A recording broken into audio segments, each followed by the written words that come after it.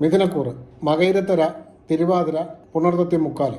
8, 9 തീയതികളിൽ വാതരോഗം, കാര്യതടസ്സം. 10, 11, 12, 13, 14 തീയതികളിൽ സുഖം, ധനലാഭം, രോഗശമനം, ശത്രുനാശം, സ്ഥാനഗുണം എന്നിവ കാണുന്നു. കർക്കിടകക്കൂറ് പുണർതത്തിക്കാല്, പൂയം, ആയില്യം. 8, 9, 10, 11 തീയതികളിൽ സുഖഹാനി, വാതരോഗം, മനോദുഃഖം എന്നിവ കാണുമ്പോൾ 12, 13, 14 തീയതികളിൽ സുഖം, ലാഭം, രോഗശമനം, ധനലബ്ധി എന്നിവ കാണുന്നു.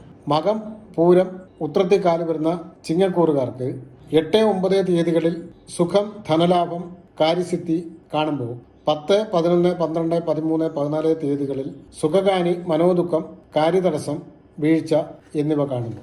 ഉത്രത്തി മുക്കാല്, അത്തം, ചിത്തിരയര അടങ്ങുന്ന കന്നിക്കൂറുകാർക്ക് 8, 9, 13, 14 തീയതികളിൽ മാനഹാനി, സുഖഹാനി, വഴിയിൽ അപകടം, അർത്ഥനാശം, കർമ്മ തടസ്സം. 10, 11, 12 തീയതികളിൽ ധനലാഭം, ശത്രുനാശം, ആരോഗ്യം എന്നിവ കാണുന്നു.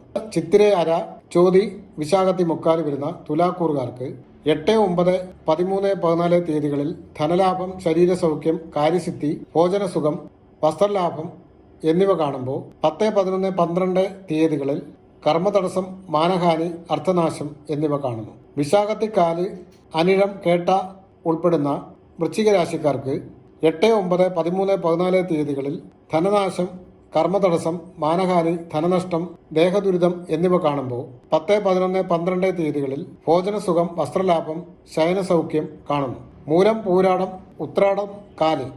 ധനുക്കൂറ് 8, 9, 13, 14 തീയതികളിൽ ബന്ധുഗുണം, ധനലാഭം, സുഖം, ഭോജനസുഖം, വസ്ത്രലാഭം എന്നിവ കാണുമ്പോൾ 10, 11, 12 ദിവസങ്ങളിൽ കാര്യതടസ്സം, ധനനാശം, ദേഹദുരിതം എന്നിവയാണ് ഫലമായി കാണുന്നത്. ഉത്രാടത്തി മുക്കാല്, തിരുവോണം, അവിട്ടം വരുന്ന മകരക്കൂറുകാർക്ക് 8, 9, 10, 11, 12 തീയതികളിൽ കർമ്മഗുണം, ഐശ്വര്യം, ധനലാഭം, സുഖം, ബന്ധുഗുണം എന്നിവ കാണുമ്പോൾ 13, 14 തീയതികളിൽ ധനനാശം, കാര്യതടസ്സം, ദേഹദുരിതം എന്നിവ കാണുന്നു.